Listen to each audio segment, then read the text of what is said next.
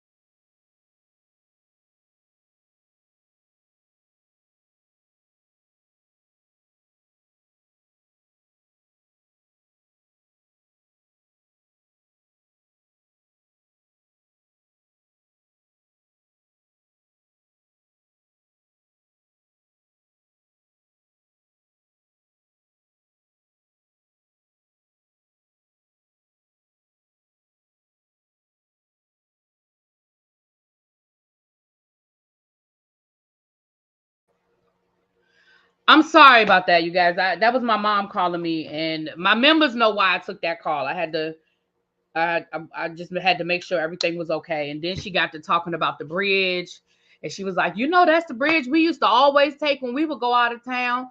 Because that's, for those who know, I know when I was a kid, we went camping. We had a motorhome. Well, my parents did. We had a camper actually, and it had propane. And she was explaining to me how we always took the Key Bridge because we couldn't take the propane through the tunnel. And she was, anyway. So sorry about that, you guys. People coming in. My apologies, my apologies, my apologies. All right, let's get into this. So FreakNik, the documentary on Hulu. Now, when it first announced the whole documentary, a lot of people was like, oh no, oh my goodness, oh my goodness. And we joked about it, But as I watched the documentary, first of all, I want to say I think it was a very well done documentary. I think it did a good job of showing the progression of FreakNik from where it started to where it ended up, and why, to be perfectly honest, why it needed to end. If I'm being honest, it needed to end. Now, I was in college-ish around the time when they ended. Well, I was out of college by the time they ended FreakNik, but I was in college around the time that they were talking about ending FreakNik. And I remember people being very upset about it, especially my people in Atlanta, that were from Atlanta, were very upset about it. But looking back on it as an adult, I get it. I definitely get it. So let's get into the things of the things. And as you guys know, I went to FreakNik. I went to FreakNik twice. And it was two very different experiences. So I'll tell you my experiences, but let me get through the documentary first. So first of all, FreakNik was started by the DC Metro Club in Atlanta. It was at the College Center. So we know that that's Clark Atlanta, Morehouse, Morris Brown, Spelman. I think it was another school that's a part of the whole college, CAU, the college, was a College Atlanta Center or whatever. So no, it wasn't, you guys. I was on mute. It wasn't y'all. I'm sorry. Y'all were coming in and y'all didn't know I was on mute. So first of all, let me explain something. So here's the thing. What most colleges, certainly I know my experience with HBCUs,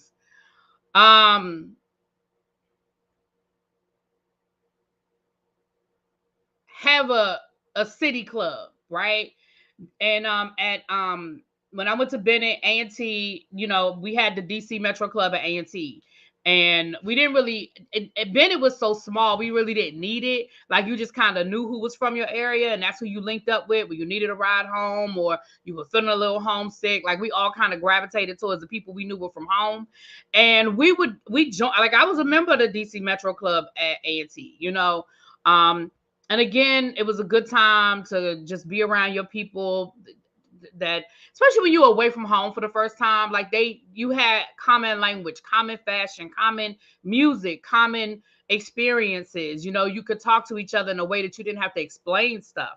And certainly when it was time to take a ride home or to get home, or when it was time to look out for other people. Oh, I'm going home. What up, St. James? Was I dropping it low? I might have dropped it a few times. I'm just saying. A few times I might have dropped it. It was a lot less to drop back then. I'm gonna show y'all a picture. I have a picture. I was trying to find my pictures from FreakNik. It must be in a photo album that I looked through a couple of my photo albums and I can't find it. So I tried to find my pictures. If I find them, I'll show them to you guys later. But I do have the picture from the first FreakNik that I went to.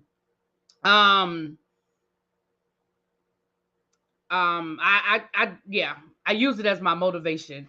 Like, if I could get back to that size, But anyway, now I don't know about all that, Gabby. Now you done went too far. Now you done went too. I said dropping it low. I didn't say nothing about busting it and spraying it wide. See, now y'all didn't say I didn't do none of that. Okay, I might have dropped it low. Okay, okay. But let me explain something to you guys. For all the people that are confused, I know, and for some people you're gonna always be confused because you don't live here. But we used to call this the DC metro area. There was no DMV back then. You see how this isn't called the DMV Club? It's called the DC Metro Club. And what that means is the metro part of that is where you can get to on the metro. And the metro is our public transportation here in DC. So you see how it's called the DC. I wrote that in my notes too. See how it's called the DC Metro Club. There was that DMV stuff. I keep telling y'all that DMV stuff started when I was a young adult, like probably after, like right after college, my early 20s. A radio station here started calling this the DMV. Prior to that, DMV was always the Department of Motor Vehicles. I didn't know I didn't know where DMV. I hated it. I still hate it. And part of the reason why I hate DMV is because it confuses people who are not from here and want to be a part of DMV, and you are not. You're not. So that is where that comes from. You have the DC Metro Club.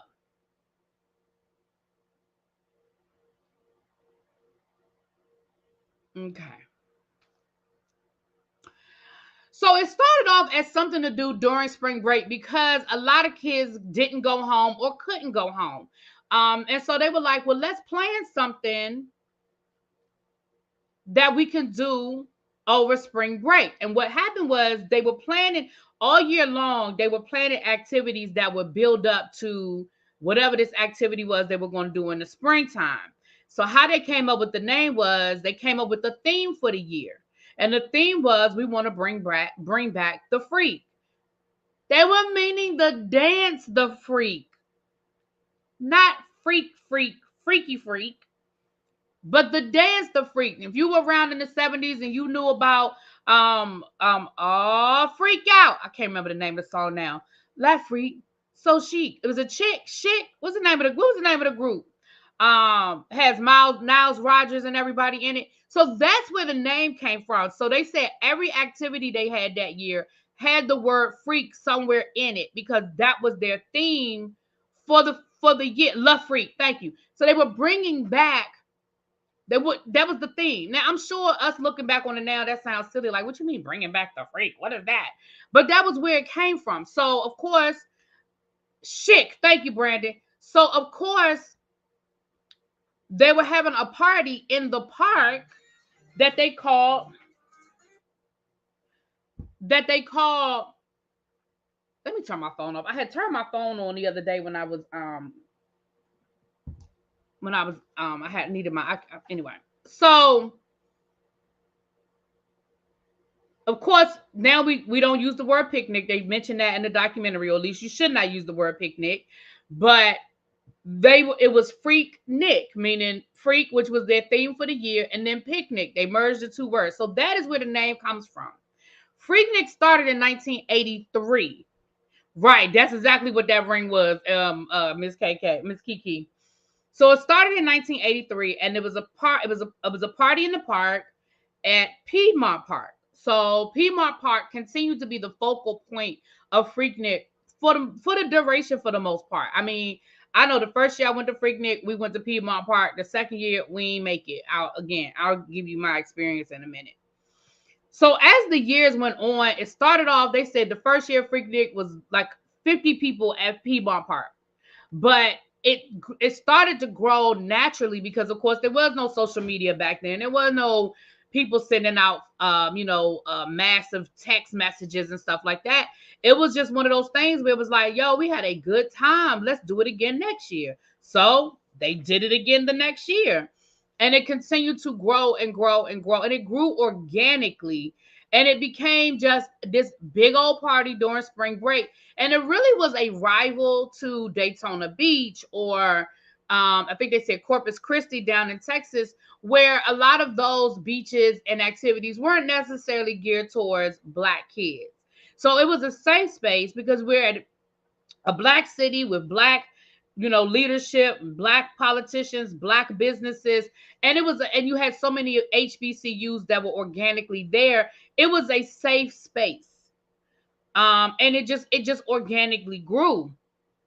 They also, during this time period, they said they have a renaissance of Black movies and TV, the Different World, which was bringing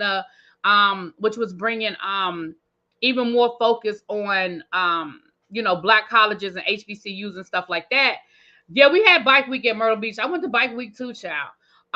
In Daytona Beach, I believe there was like a Black version of Daytona Beach. I went to Daytona Beach one year. It was not what I thought it was going to be.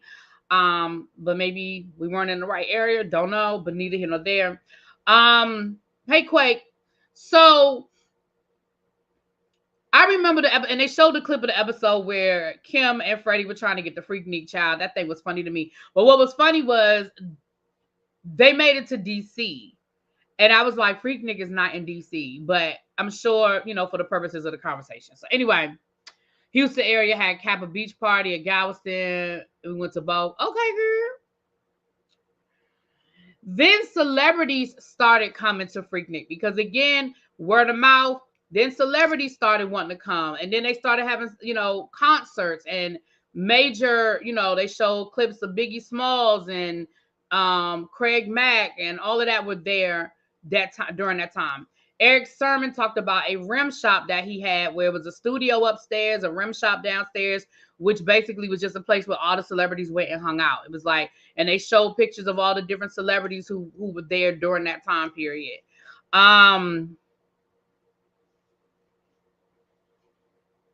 Yeah, now the Greek picnic in Philly, that's always a good time. I've been there before. They talked about the fashion of the time during FreakNik, which again, listen, you know, some things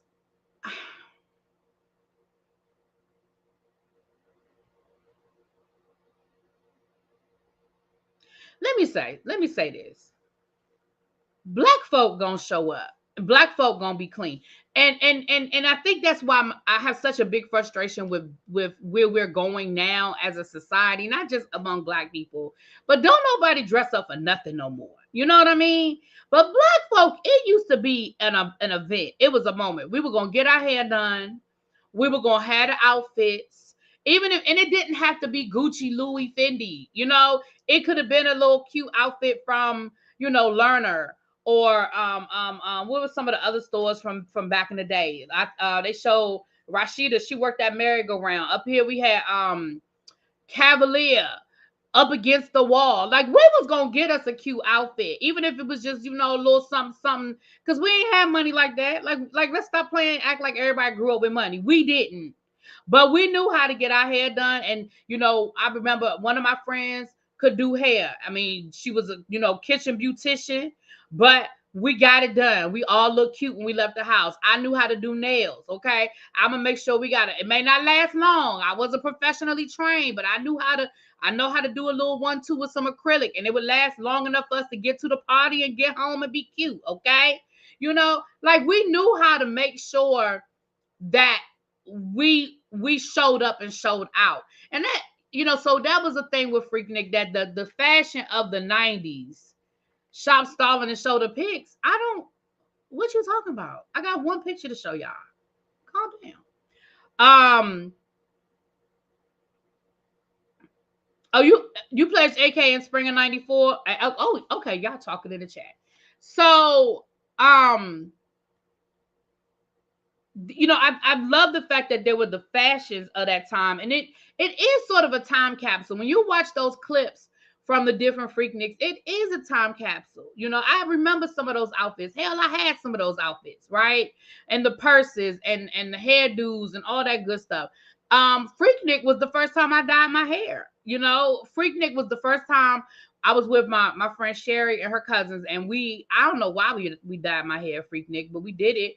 And I dyed my hair. It was it jet black? I think I dyed it jet black, child. Not people smell like hot Cheetos. So then they started talking about how Jermaine Dupri introduced, you know, he used So Def. I mean, he used FreakNik as like his billboard for So Def. You know what I'm saying? And how he was able to take, you know, you had the billboard with FreakNik, welcome to FreakNik, home of So Def. And they talked about his artists and how he was able to really parlay and use that. They talked about they later on they talk about how they did the same thing with the street crews with Outkast, how they were passing out the tapes that had Southern Cadillac player music on one side and then the snippets on the other side, and how everybody was playing them in their car. Baby, I sat there and I said, I had that tape. Now, I ain't gonna sit here and lie and say whether I don't know if I remember if I got it at FreakNik or got it from somebody who was at FreakNik. But I had, when she was describing it, I was like, I had that tape. Because, you know, we know who Outkast was, right? But what I found out with that documentary,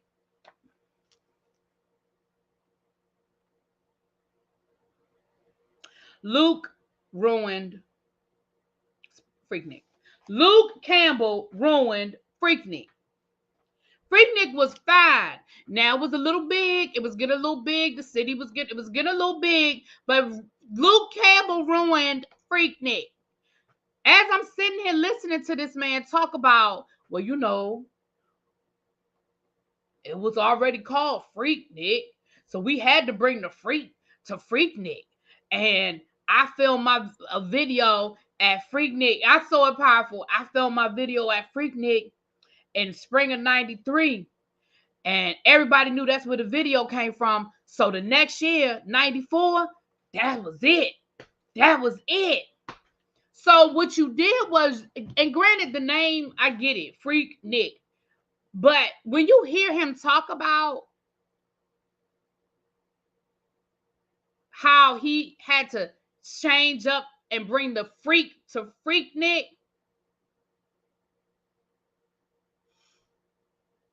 I'm watching this documentary and I was like, so you ruined FreakNik. You turned it into what it ended up becoming. You turned it into this mindset that this was a place where it was just going to be full of women who was there trying to try out to be a Luke dancer. I mean, am I tripping? So they started talking about how women were being so sexually fluid, and this was a place for women to, TLC was coming out with "Ain't Too Proud to Beg," and it almost for a minute sounded like they were justifying the sexuality of it. And don't get me wrong, it's nothing wrong with women if they want a booty shake, because back then we called it booty shake. We didn't call it twerking. If you want to twerk. If you want to wear your Daisy Dukes, if you want to wear your crop tops, that part, I mean, do your thing. I'm not here to judge. I'm not the old lady, but to me, you put a mindset so that people who were coming to FreakNik, who had never been there before, are now showing up with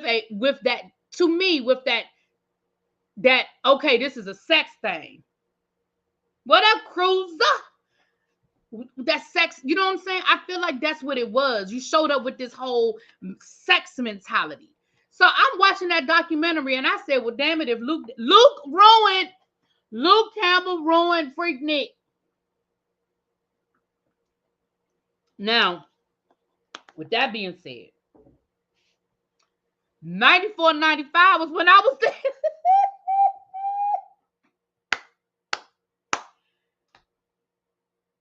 94, 95 was when I went to FreakNik. And it was a big difference from 94 to 95. Like I said, let me finish getting through the documentary and I'll give y'all my experience. But I wrote that in my notes. Luke ruined FreakNik. It's in my notes. He shot his video at FreakNik in 93, 94. It blew up different. 94, 95. I wrote that in my notes. 94, 95. I was there. They said, but millions of dollars was coming into the city, right? People were coming. They were spending their money. People were making money. Boo, boo, boo, boo, yada, yada, yada. I already talked about that. But where the tide really started to turn for FreakNik was when Atlanta got the Olympic Games in 95. When Atlanta got the Olympic Games in 95, there became a rush to, one, clean up the city, right? You are now on a world stage. You're going to have millions and millions of people coming to the city for the Olympics. All eyes are going to be on Atlanta. So one, there was a rush to clean up the city. Number two, new construction everywhere. Everybody is coming to Atlanta to get a piece of the pie, right? New buildings. They're building the venues for the Olympic Games, convention centers, hotels, all kinds of things are coming into the city. And you want to put on your best face for the world stage. And let's just call a thing a thing. That don't include a city full of young African Americans acting a damn fool in the streets.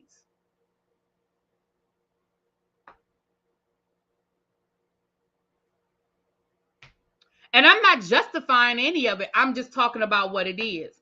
And like Mark Lamont Hill said in the documentary, he was like, he said money is going to always talk. Money is always going to be the deciding factor. Yes, FreakNik brought thousands of people to the city and millions of dollars. The Olympics was going to bring millions of people into the city and billions of dollars. And guess what? It ain't never gonna. I know it had the Olympics in 96, but they were awarded the Olympics in 95. So here's the thing. You're getting, matter of fact, it might have even been, in the documentary, they said 95, but you're getting the Olympics because you have to get ready. So I know the Olympics were in 96. I drove down there. I know. But I'm talking about when Atlanta found out they were getting the Olympics. That's what I'm talking about. You also started having the white folk complain, right? You started having the white citizens complain about Atlanta. Now, I know that we see Atlanta as this black Mecca, but we can never forget what Atlanta really is. Atlanta is still in the South, and Atlanta still has, or at least back then it did, still had a very large white population, right? So, well, in the early years of FreakNik, businesses were making money. See, this is what I'm saying. Y'all got to watch the documentary so you can see maybe you don't understand what I'm saying. In the beginning, businesses were making money off of FreakNik. But when it made that transition, into 95, yes. Then you got to a point where no, businesses weren't making money because people couldn't get to their businesses. People couldn't get in the city. People couldn't get out the city. Like, I 100% agree with what you're saying, Julian. But what I'm saying is in the early years of FreakNik, people were making money. They said that in the documentary, that businesses were like, oh, we were good. We were making our money in the beginning. But once it got to the point where all FreakNik was a big ass parking lot in Atlanta, yeah, no, nothing was happening. Nothing was happening. Let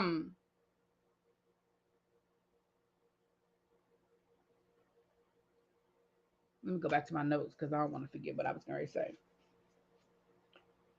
I wrote here in 95, it was out of control. So by 95, FreakNik, like I said, it was basically just a parking lot. Like, Atlanta was literally a parking lot. You couldn't get anywhere. And what they started doing was in 95 and 96, they started trying to control where people went by blocking off certain streets and blocking off certain exits. And you couldn't make a left here and you couldn't make a right there. And you had to go all the way down somewhere and turn another place and come back around to get to one spot because they were trying to keep the flow of traffic away from the more affluent neighborhoods, aka the white neighborhoods, right? And again, that was before the time of GPS. If you didn't know how to get nowhere. If you weren't from Atlanta or you weren't with somebody that was from Atlanta, if you couldn't make a left where you thought you could make a left, you couldn't get nowhere. And then if you had to go down, which was going to take you another hour and a half to get to the next block and make a left, now you don't even know where the hell you are. Right? And so, so there's what it was. So then they started transitioning to, first they wanted to change the name of it. They wanted to change the name from FreakNik to Spring Break, the Spring Break Party or whatever. Well, here's the thing. You can't change the name and expect people to change the name. Look at when we changed the name. Look at how when we try to change the name of football teams or we try to change the name of locations. Listen, we have our arena downtown DC. They done changed the name of that arena 3 times, and depending on what mood I'm in, I might call it any one of those 3 names. But I bet you everybody know what I'm talking about. So changing the name from FreakNik to the Spring Break Party, nobody's gonna call it the Spring Break Party. It is still FreakNik, right? So by 1988, now mind you, that's the Olympics done come and gone by 1998, excuse me. That is where you start seeing more reported. Notice I say the word reported cases of sexual assaults and rapes and crime. And by that time, that is where you have the recommendation from the Spring Break Committee to just cancel FreakNik altogether, right? They said basically FreakNik has become a monster that needs to be killed. So by 1980, I keep saying 88, by 1998, FreakNik as a actual official party in Atlanta is no more. But in 2019, excuse me, 19 or 16, there was a revival of FreakNik. It is now called the FreakNik Festival. And it's not going to be the same, but it shouldn't be the same. Some things are like lightning in a bottle. You can never, ever go back to that, right? Thank you, Anthony Smith, for becoming a member. Thank you so much. It's like lightning in a bottle. Like you can never go back to that, right? So there'll never be that. Some things just are what they are. The feeling, the moment, the organicness of it. But it looks like I have people in Atlanta that go to the FreakNik Festival. It looks like it's a really nice. They have concerts, they have exhibits, they have vendors, food. It looks like it's a good time. Very organized. Very calm. Okay, it looks like it's a good time. CC Free said a lot of people never left after the 96 Olympics. Yeah. I mean, Atlanta, we know what Atlanta has become with the music industry, and now it's basically like Black Hollywood with all of the studios. Because I mean, Tyler Perry isn't the only person that got studios down there. We know CNN had their headquarters down there, and TNT and all of that. So yeah, Atlanta became is a major mecca.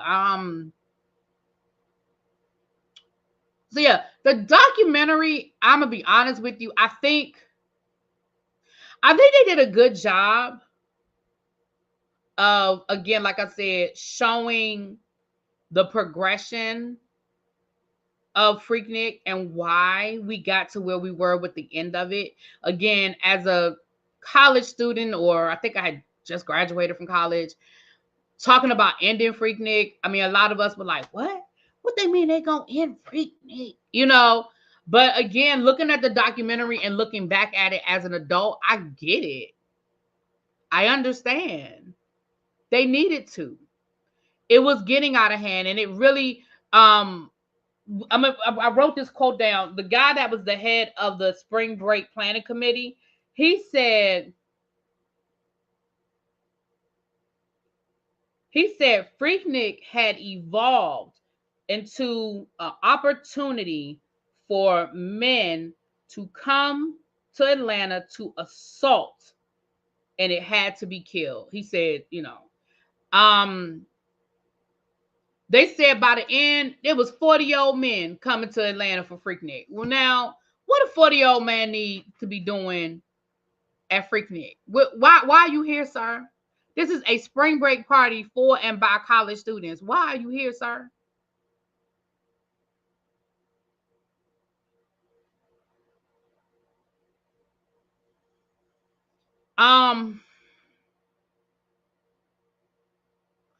Some of the I think they were very tasteful in showing.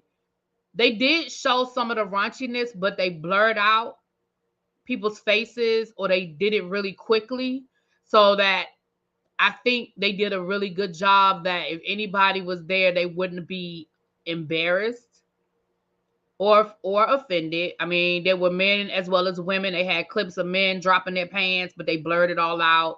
They had women dropping their pants, but they blurred it all out. So, I mean, clearly there's gonna be some people that's gonna know it's them. And I'm not talking about, like, I know that Cecil and Dr. Simone from Married to Medicine, they were in it, but they were there in those early years. They were there in the 80s, early 90s, I think. So they were there in those early years. But the videos of more of the raunchiness of it, yeah, some of y'all gonna know that's y'all. You know what I mean? Somebody gonna be like, that's my mama, that's my daddy. You know what I mean? But I think some of the more egregious stuff, I think they did a good job of keeping it so that, you know. The one girl that told her story about being assaulted, about talking about what happened and what we nobody saw me. Yeah, I stopped listening to Tracy. Nobody saw me. I promise you.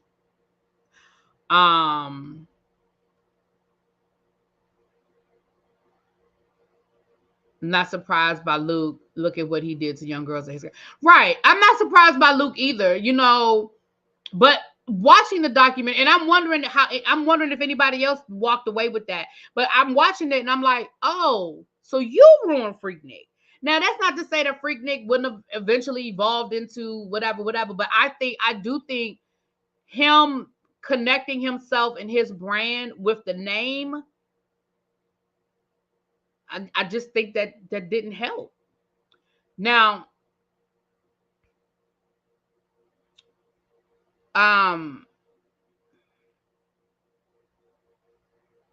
FreakNik can never be captured in a 2-hour film. I was there in 92, 93, and 94. It was a lot going on everywhere in Atlanta.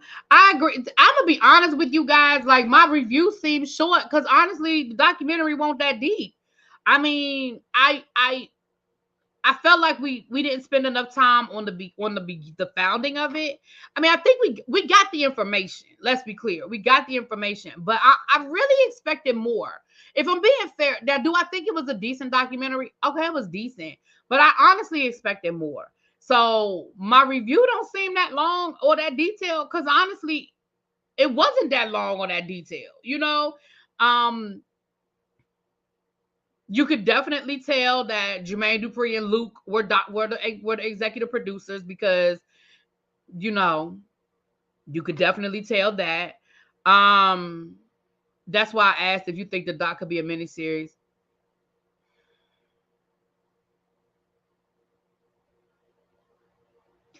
So the short answer is yes. Yeah, it could be a miniseries. It's a lot of information that they could explore. The long version is I don't think I want a miniseries. And here's why. And I know this is going to sound whatever, but first of all, we need to, if we're going to do it, we need to get people who were really there, not just the celebrities who were there as celebrities. Like Jalen Rose talked about how he went down there with his friends or whatever. But Jalen Rose, I'm sorry, you were always Jalen Rose. Like, you were always a part of the Fab Five out of Michigan State. You were a celebrity. You literally said you were hanging out at Eric Sermon's rim shop. Like, you were not like you know what I'm saying? You know, we had the Rashidas and the Jermaine Dupri's. We had people. We did have a few of the college students. They did talk to one lady who was on the news who had been assaulted. They did get her to tell her story, but she wasn't the only one. You know, I would love to have. Let me tell you something. If it were me to do, I would love to have seen some of the people in those videos tell their story. You know, and I don't mean the more raunchy ones. I mean, you know, but there were guys walking around with camcorders. Where did y'all get their footage from? And why aren't we talking to them? I mean, some of the footage might be floating around on YouTube or whatever, but to me, let's talk to the people who were in the trenches. Let's talk to the people who were sitting in them cars. I just felt like if they were going to do it, I felt like they missed the mark with that. But I don't want a miniseries, and I'm going to tell you why I don't want a miniseries. I don't want a mini series because what you can't do the good without the bad. And I'm gonna be really honest. For me, I'm not speaking for anybody else, but for me, I honestly don't want to sit through another documentary. I don't want to sit through that. I don't want to sit through a documentary of these women who were college students telling their stories of assault and I don't. Could they do it? Sure. But to what end at this point?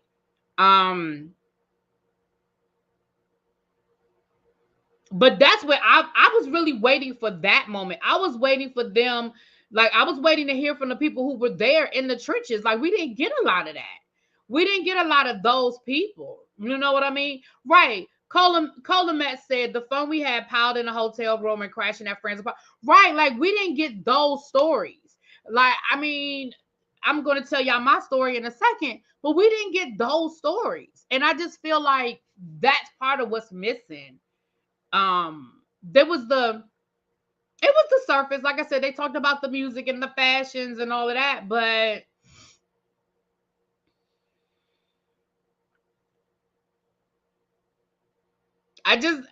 so what I said, maybe I should take back what I said when I said it was a good documentary, because maybe it wasn't that great of a documentary.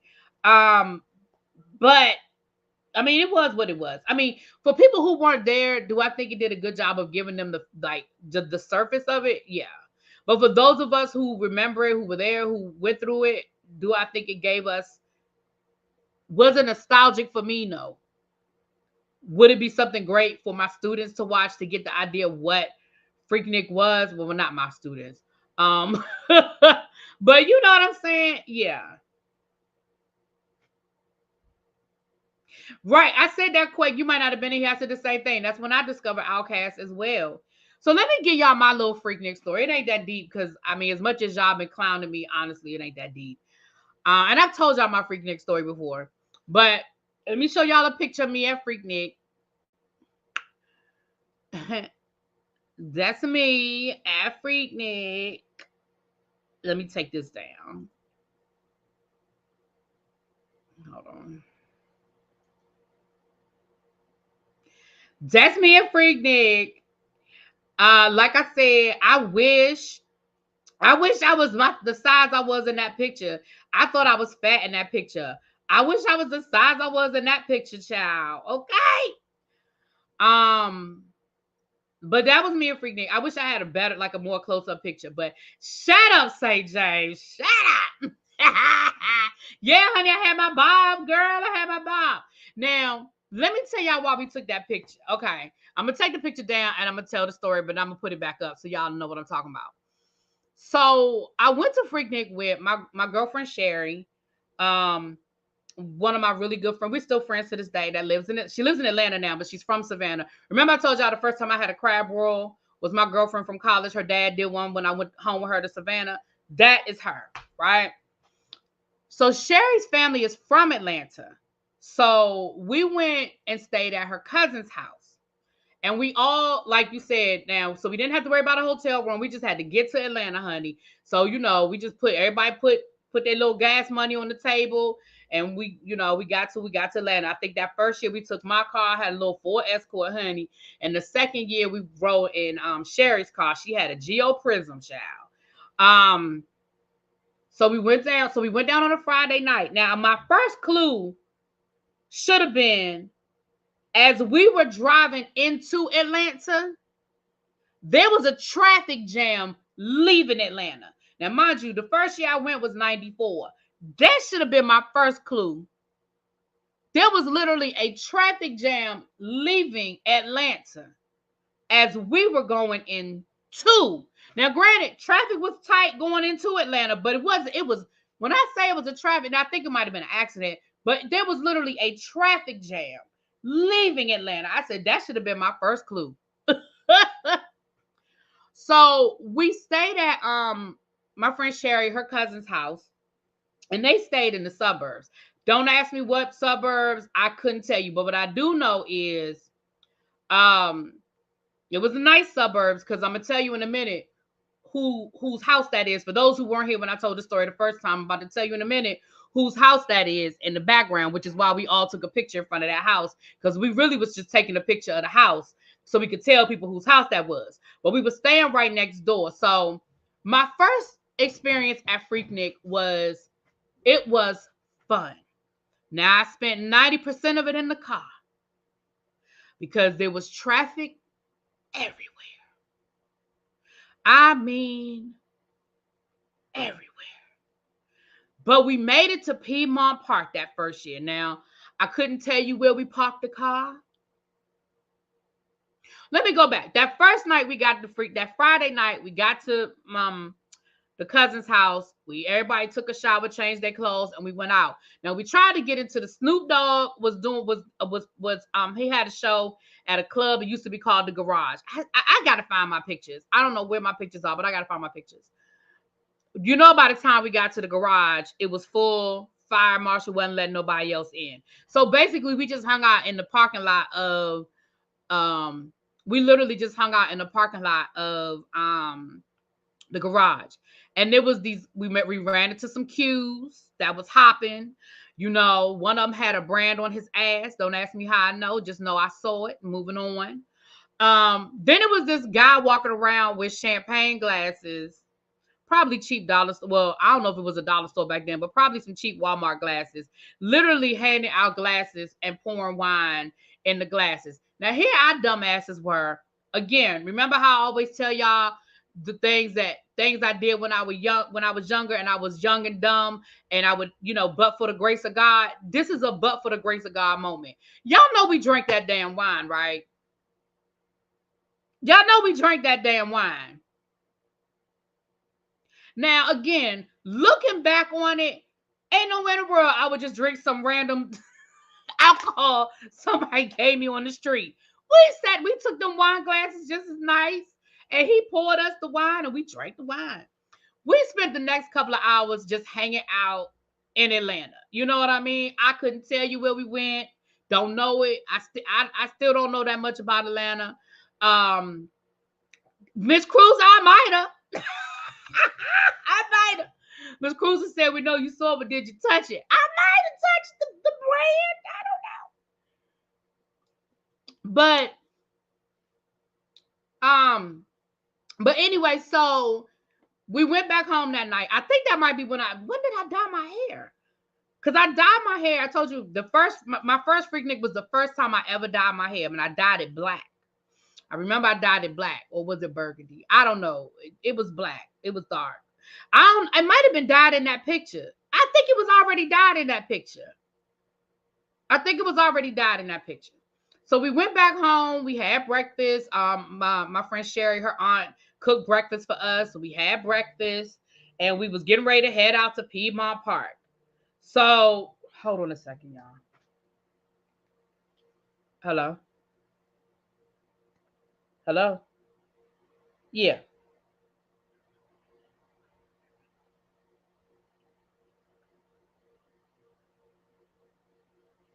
Yeah.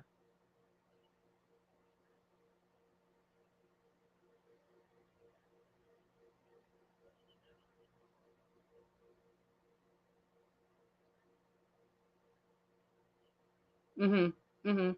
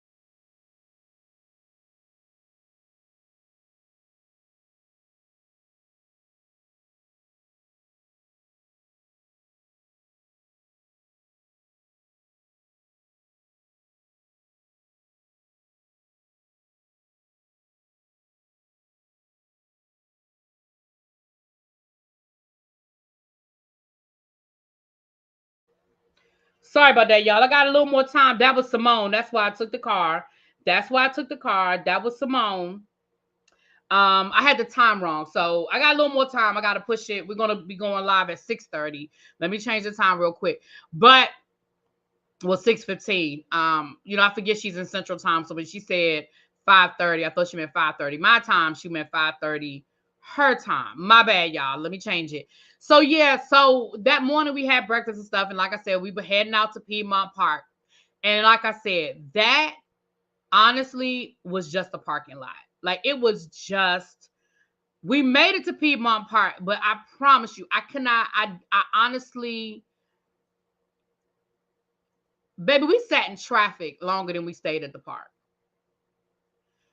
We sat in traffic getting to Piedmont Park. Then we stayed at Piedmont Park. Now did we have a good time? Yes, ma'am. Bravine said Piedmont Park was epic in 94. It was, girl, we was there together. So yeah. Yeah, 6:15 Eastern Standard Time. So I had the time wrong. My bad, you guys. It was a good time. But I honestly do. I mean, right now, again, that was years ago. I'm old. I don't remember how long it took us to get there. But what I do remember is that it took us forever. But it was fun. People were playing their music. You would pull up next to people, just be having conversations. Literally, you would just get out the car and walk around because, hell, you could walk faster than your car was moving. So we would get out and we would just walk. The person driving the car, I think it was Sherry and her cousins. The Sherry knew Atlanta well enough, and we would just walk around while they was driving the car. Because, hell, we could be 3-4 blocks up the street before they got there. And we out there, mingling and dancing and laughing. We had a good time. We definitely had a really, really, really good time. I didn't touch a lick of grass walking next to cars, pointing and waiting for our car to come next to us. Right. Like, we just walked around. So that's why I said we spent more time in traffic than we did at the park. By the time we got to the park, and again, I couldn't even tell you where we left the car. And I don't know how we remembered how to get back to the car. Because, I mean, parking was... I think we found a lot, probably somebody's front yard. I think that is exactly where we ended up. I think we ended up in somebody's yard that was charging to park on their yard or something like that. But I mean, I know we didn't park anywhere official. You know what I'm saying?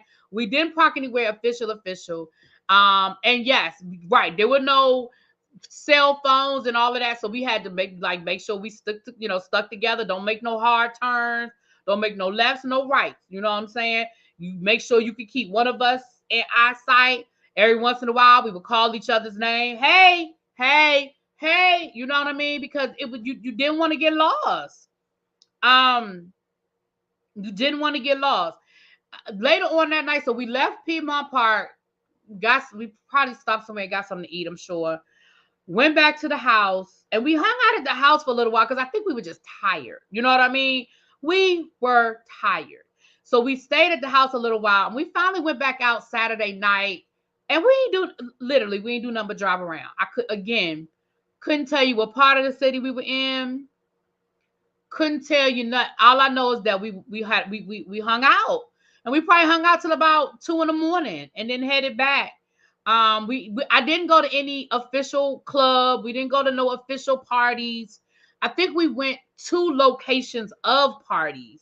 But the problem was, again, because there was so much traffic, by the time you got to one place and either you couldn't get in or it was packed or whatever, by the time you got ready to go somewhere different. So I think we went to like maybe the location of maybe 2 or 3 parties that were like right there together. Because again, I think once we parked the car, we stayed parked. Again, couldn't tell you where we parked Saturday night, but once we parked that car, baby, we just walked around for a couple of hours. Okay, we just walked around for a couple of hours, and again, drinking, people offering you drinks as you walk by, you just taking them. I didn't take nobody food. I don't know why in my mind I thought taking somebody drink was better than taking somebody food, but I ain't taking no food. I did not take no random food from people, but I definitely took, people handing you beer, people handing you, whatever. And you just talk. and had a good time. Right. Wasn't nobody worried about it. Right. Catching nothing. Oh, yeah. People had their camcorders. I had my camera. Okay. I had a camera back then. People had their camcorders. It honestly was a good time, right? Now, let me show y'all this picture again. I'm going to tell y'all who this house was. And this will tell you what part of Atlanta I was in. Again, I couldn't tell you what part of Atlanta. I don't remember. I could probably call Sherry and find out, but I don't remember. So again, this was me. Now, we literally took a picture in front of that house because there was a celebrity in that house. So my cousin Sherry, her aunt and uncle, the neighborhood they lived in, they were down the street from Evander Holyfield's ranch, right? Like literally coming in from the city. We passed Evander Holyfield's ranch, and that was when he was Evander Holyfield, before, the bankruptcy and stuff like that. It was his ranch. The person that lived in that house that we were taking a picture in front of was Tashina Arnold. And that was when Martin was on TV. That's when Martin was the shit. That was Tashina Arnold's house. So we were like, what? That's the shit. So of course we spent the whole weekend trying to get a glimpse of her, right? Trying to catch her coming out the house or going in the house. But they were like, well, she doesn't, they were like, that's her house, but she's not always here because of course she was filming Martin, so she wasn't always there, but that was her actual house. I think that was when she was married to her husband, or around the time she got married to her ex-husband. And right. So yeah, she lived, she had a house there one time. So that was Tashina Arnold's house. So that's why we took a picture. And like I said, we spent the whole weekend trying to catch her coming in or coming out the house, child. Don't even know if she was there that weekend, child. She probably wasn't. But yeah, she had a house in Atlanta at one time. I don't know where she probably lives in LA or stuff now, but she lived in Atlanta at that time. Or had a house in Atlanta at that time. So that was 94. Tisha and Tashina Arnold were at FreakNik, so they might have been there that year. I don't know. 95, the next year, same thing. We went to FreakNik, stayed at the same place. It was absolutely horrible. It was a totally different experience. That is when they started shutting down streets and not allowing you to drive certain places. So we kept having to get turned around. We thought we were going one place and we would try to get there and then find out a street was blocked off or an exit was blocked off. And so we couldn't get left and we couldn't get right, and we couldn't, and it was so frustrating. You know what I mean? It was so fucking frustrating that I want to say that probably by 3 or 4 o'clock. Now, Friday night, we got there late Friday night. Probably did the same thing on Friday night that we did the year before that. Went out, hung out, whatever. But it took us so long. It took us so long to get anywhere. I'm not even saying we never made it to Piedmont Park. We never got to Piedmont Park. Never got to Piedmont Park in 95. Never made it. It got to the point where we were just like, fuck it. You know what I'm saying? We got to the point we literally were, because we were sitting in traffic and we were literally standing it was 2 carloads of us, and we literally were just standing in the middle of traffic and was like, we were like, y'all just want to go back? And they were like, yeah, let's go back. And we, it took us a couple of hours, but we ended up, because remember, they lived in the outskirts. So once we got in their neighborhood, there was no traffic. We went to dinner, went back to the house. We laughed, we joked. We had because again, it was probably about 9 or 10 of us all together. So we had a good time at the house. And we got up that morning, got on the road, got the hell out of town. Like, I was like, we were like, we want to get on the road as soon as possible because we don't even want to sit in that traffic leaving. So we got on the road. I think 95. Hell, we was damn near back at Bennett by 1 o'clock. And that was with us stopping to eat breakfast. Baby, 95 was terrible for me. I mean, I didn't have a good time. If 95 had been my only year or my first year, I would have been like, y'all come down here for this. But because I had done 94, I knew how much fun I had. You know what I mean? But 95, hell no. It was terrible. It was absolutely terrible. You know, 95 was the year the mayor told everybody not to come. He purposely had the cops reroute traffic. Well, I don't know if I remember him telling us not to come. He might, Jay, I'm gonna be honest with you. I don't know if I remember. I'm not saying you're wrong. I'm saying I don't know if we were cognizant of that. Because again, this was before social media and all of that. So I don't know if we were cognizant of the mayor telling us not to come. I don't remember. But I do remember, I remember it was terrible. That I remember. Well, hello. Good evening. 96 was like 94. Oh, you went in 96? So 96 was good? Yeah, I wasn't thinking about no FreakNik in 96, child. Yeah, I only went in 94 and 95. Mm-hmm.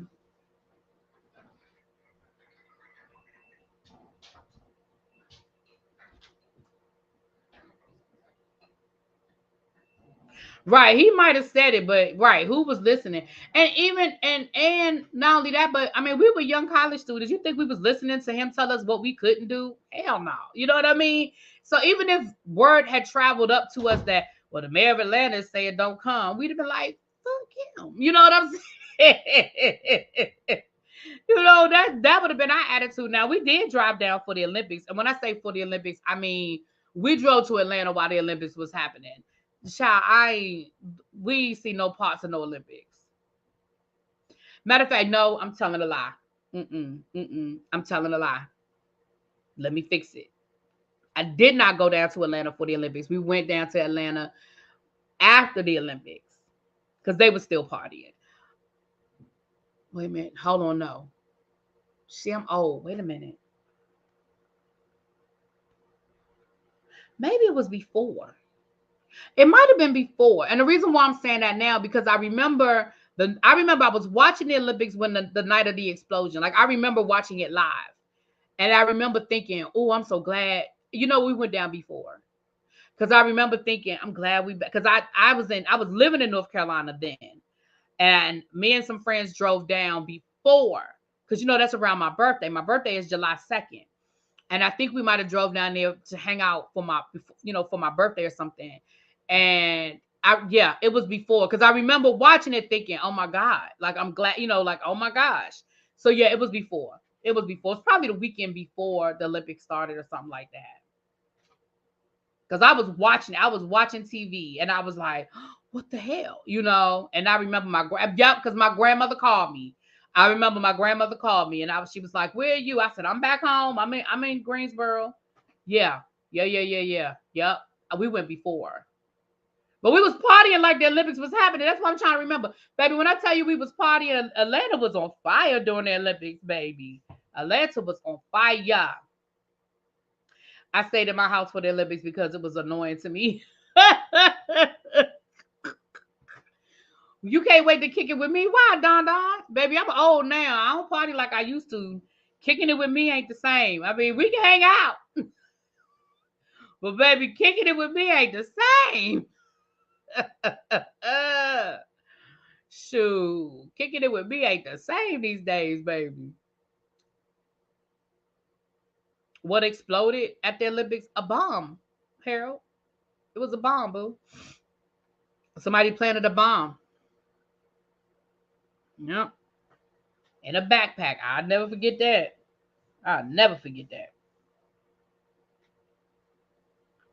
Harold probably wasn't alive. See, Golden. Harold probably wasn't alive. Stay with 9/11 my senior class had just got back from New York visiting the top. Oh wow, Yana. Oh my. Yep, at Centennial Park. Yep. Yeah. Yeah, Harold probably wasn't alive, child. He was 4 in 96. See? Baby was 4. We was out of college. I had graduated from college. Because if I matter of fact, yeah, I had graduated.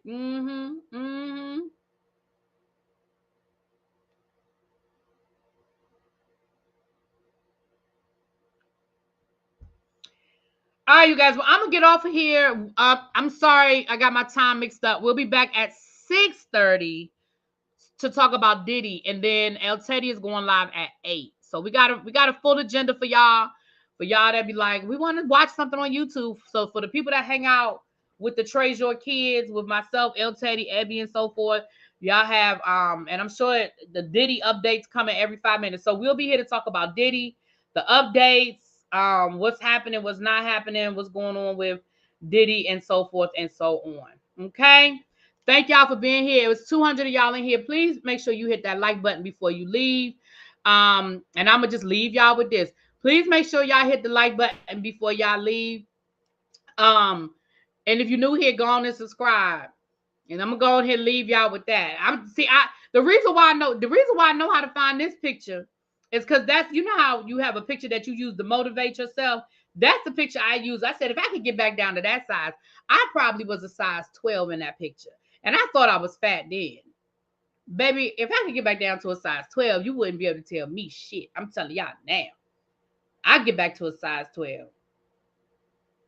And for all the people, if Abby is still in here and she talk about my polo, and she talks about really being her polo, that was a polo shirt in that picture. I've been wearing polo since high school. I love polo. I've been wearing polo since high school. So when people, Abby, if you still here, you laugh at me and my polo obsession. Tam, you were in that documentary 4 times for real? Ooh, girl, what was you doing? Was you one of the people on top of the car? What was you doing in that documentary, Tam?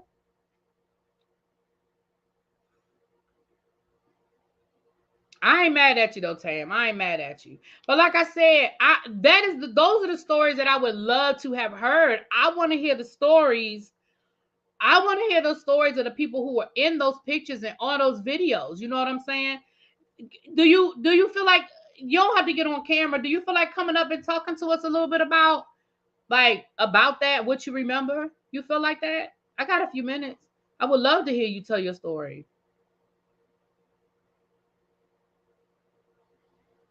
You don't have to though, but if I would love to because again, I think that's part of.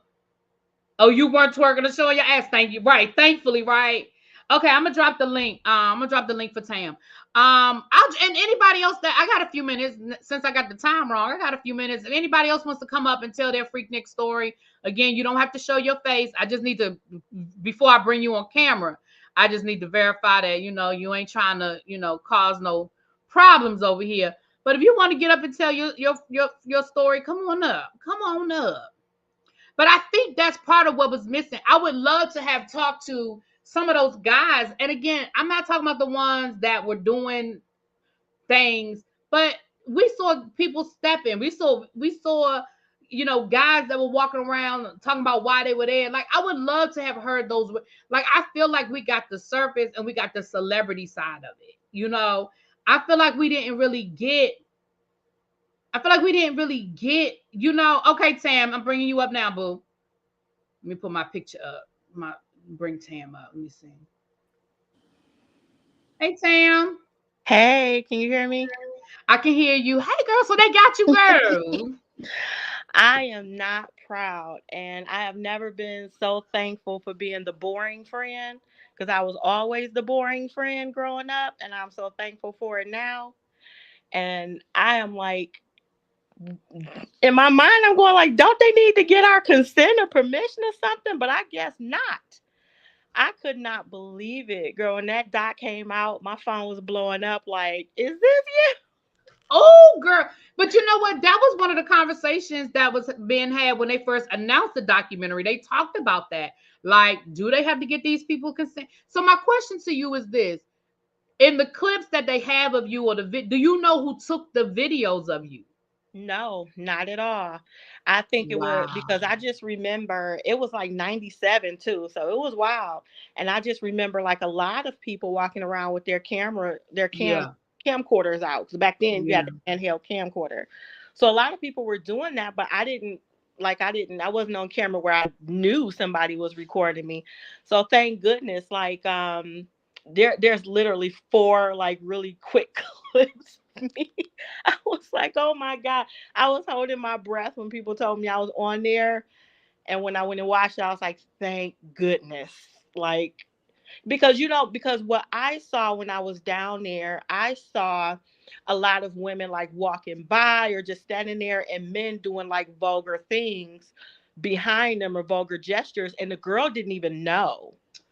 So a lot of that was happening. Or a girl was dancing and a guy was touching her and she didn't even realize that he was touching her in, like, some real vulgar spots because it was so crowded. So I'm like, did that happen to me and I didn't know, and they have this on camera or something? Because that's what I saw. So the clips of me, one is just like a picture. It's literally a picture of me just hugging someone. Another one is me walking by. Another one of them is me like smacking one of the girls that I came with. I was smacking her, her butt. But I wasn't smacking mine, and I was dressed. Okay, I was not twerking or dancing or anything, Right. because I just wasn't. But my friends were. So I'm like, okay. And then the last one, the fourth one, is just me and some of my friends standing on the sidewalk, and we're dancing, but we're just doing a little 2-step. We're not like twerking. And see, and that's the thing. That's part of what I wish. That's part of what's missing for me. That I wish we had gotten those stories. Because again, who took that audio? I mean, that video, right? How did they get the video?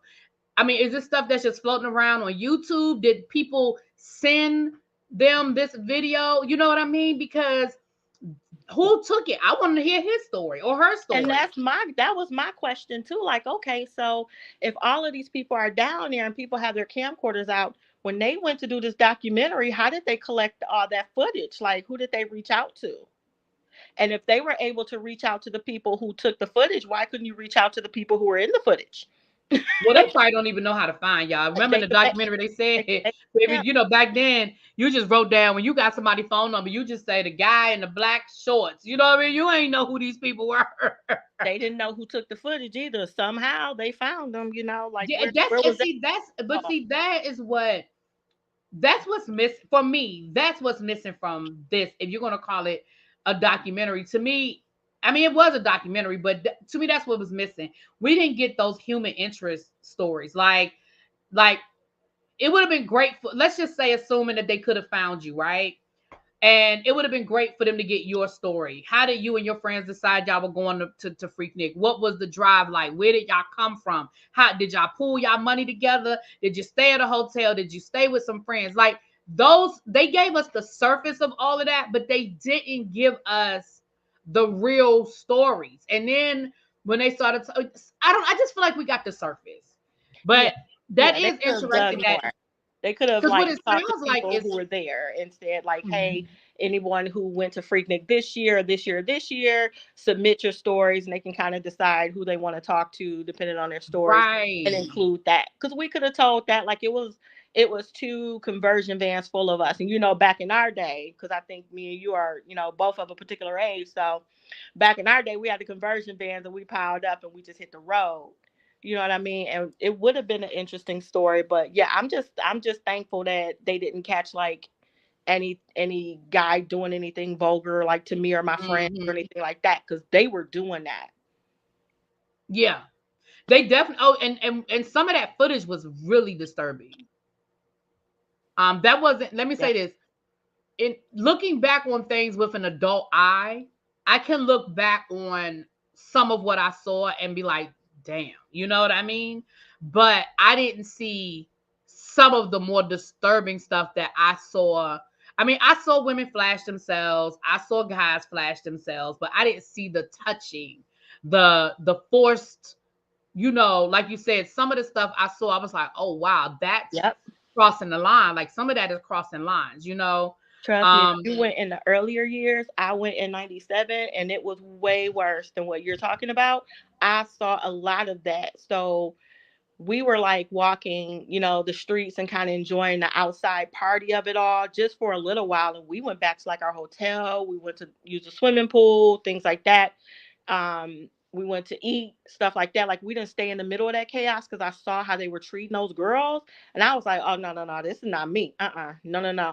And I'm from the, where I'm from, because I told you before, but I'm like, I'm too far away from home to be getting in any kind of mess down here like that. So Yeah, and that's what I'm saying. It's one of those things where it's just like some of the stuff I feel like they glossed over, like when they talked about the later years and they talked about how there were people that were literally charging you to touch and see, right? Well, that's prostitution, right? And I feel like they glossed over it and they didn't, let's call a thing. So pimps were bringing their women down, right? And they were charging men to touch and see. That's prostitution. Like let's call it a thing. And then when they were talking about the people who had the money, oh, this, that one, they showed that one white guy that was talking about his hotel. I mean, they had money. They had $100 bills. They had Dom Perignon. They were staying in suites. Well, for somebody that grew up in that era, and shut up, Tracy, before you say something, but for somebody that grew up in that era, the first thing I thought was what? Those were the drug dealers. Yep. Like, stop. Like, let's call a thing. Those were the drug dealers that came down. They were regular college students flowing $100 bills. That wasn't us. What though? Even more so than like you mentioned in the pimps bringing their girls, there was vans of people where they were just riding with the van doors open and picking up girls along the way. Like they pulled up in front of our hotel, they pulled up just at different places, and it was such a big chaotic party that they were just like, get in, and girls would just jump in and take off their clothes, and they're riding it with the van doors open, with them, just spread open. You know what I mean? Because that's the kind of vulgar fun they were having, like just showing it all. So it was just wild. And I know even some of the guys that we went down there with, because we were with a whole bunch of people, and it was girls and guys. Those guys, like we all separated, us girls were together, and the guys went off doing a wild crazy, and they were doing that stuff. They were doing that too. Wow. So yeah. And it's funny because the more we talk, the more I remember. I remember in traffic a guy jumping in the car with us. I remember that. But again, I mean, first of all, it was a car full of women. We would have whooped his ass. Like, it was 4 of us and it was him. And he opened the door, he got in. And I mean, I feel like it was a dare, you know what I mean? Because his friends immediately started laughing. And we were like, what you doing? We never felt threatened. First of all, he was non-threatening. Like, he didn't, I mean, I know you can't, again, looking back on it now, I know you can't see danger, but in the moment, that's how we felt. Like, if he was a big old dude, we'd have been like, oh my God. But this was like some old little old skinny guy who you could tell, like I said, you could definitely tell that his friends told him to do it on a dare. You know what I mean? And we were like, what's your name, boy? Get out of here. And again, we were stuck in traffic, so it wasn't like we were going anywhere. And he got out and he went back to his friends, and they laughed and we laughed and we kind of waved, and it was what it was. But yeah, I mean, I thank God that wasn't my experience. But yep. I mean, whenever you have, again, like I said, I just feel like Luke changed the tone. I just wish I know after I went that one year, me and the girls that went down there, we never went back. We were like, we're never coming back down here. It did not feel safe.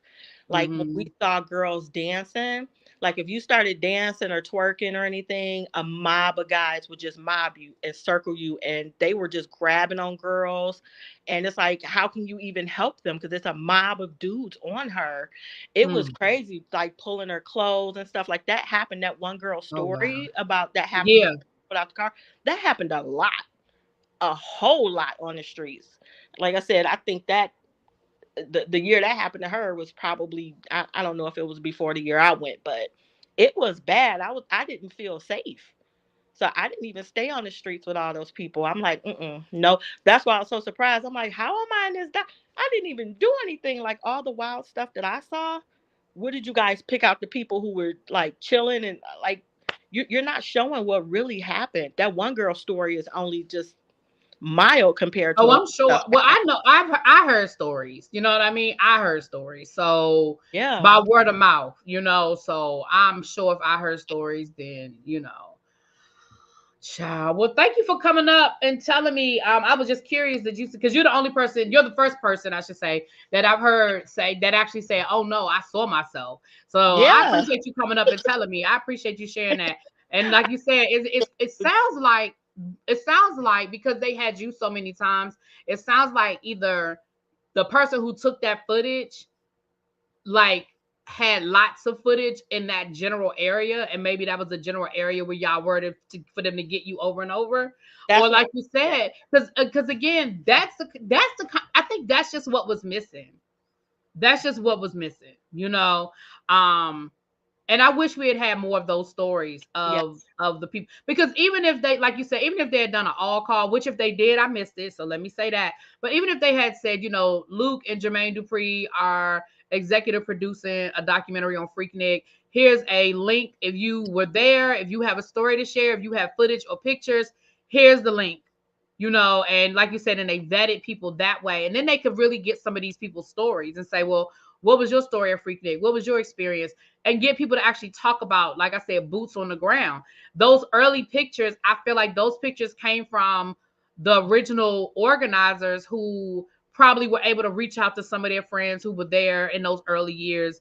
And then when it started getting into the video footage, um, I just wish we could have gotten some of those people that we saw. I mean, and I'm not even talking about the more raunchy stuff, but you know, just some of the people who were like, yeah, me and my friends, we came down. Let's find those guys. Yeah, like Yeah, you know, me and my girls, we were, you know, me and my girls, we got a hotel room. Or that one, you know, group of girls that was like, we didn't even get no hotel room. We just came down. Like, I wish we had been able to find some of those people and talk to them. exactly, because those are the people whose stories it is, not the organizers, but the people who actually were there and lived it. And you made a Mm-hmm. good point, because in all four of those little clips that I'm in, that all had to be from one person's footage, because it all was the same day. And I didn't even think about Mm-hmm. that until you made that point. So yeah, that yeah. Yep. You're right, Elle said. The next one is going to be FreakNik, the stories never shown. Right. Somebody is going to feel the way that I feel, like a lot of people feel like that documentary was very surface, and somebody is going to come out with a gritty one. And there's probably a lot of women who wish they could tell their story. There's going to be somebody that I feel like is going to do another version. Well, I know this will probably never happen, but I'm waiting on FreakNik, the class action lawsuit. People who never consented to this documentary. That's what I'm waiting on, because I don't Well, I want don't to think be you could. associated with that. Even though it's Well, my I think the past and general. it happened, I'm not ashamed of my past or anything. Because, like I said, I didn't do anything wild or like really freaky on there. But at the same time, it's like I don't necessarily want to be associated with it either. So, like I said, I know it'll never happen. But if there was a possibility of, let's all get together and say we didn't Right. consent Well, and they sue did try to block it. I them. mean, there was. I don't know how far it went, but they did try to block the documentary. Um, but I unfortunately, I think that when people out in public, there's no expectation of I know. privacy. Yeah, But I get that, but now you're talking about a documentary, though. I'm not talking about the people who took footage while we were out there in public view. oh, I But got you. I got but you. to, I but got to put you. someone in a documentary for a worldwide broadcast, that feels different. Like I said, I could be totally wrong. This is just how I feel, but No, I got no. You right. You got a right to that. mm. All right. Well, thank you for letting me share. I'm going back in the chat. Thank you, Tam, for coming up. I appreciate you, my love. All right. Bye. All right, you guys. Well, I'm gonna get ready. Like I said, I apologize about the time snafu, but I'm gonna go ahead and jump off. We'll be back at 6:30 Eastern Standard Time with Girl Is That Legal, Simone Redwine, so we can discuss and break down all of this Diddy stuff. You guys can, you know how it is. You guys can ask her questions and join in. I mean, when I say join in, drop in and ask her questions. And I will see you guys on the other side. Thank you so much. Mwah. Peace.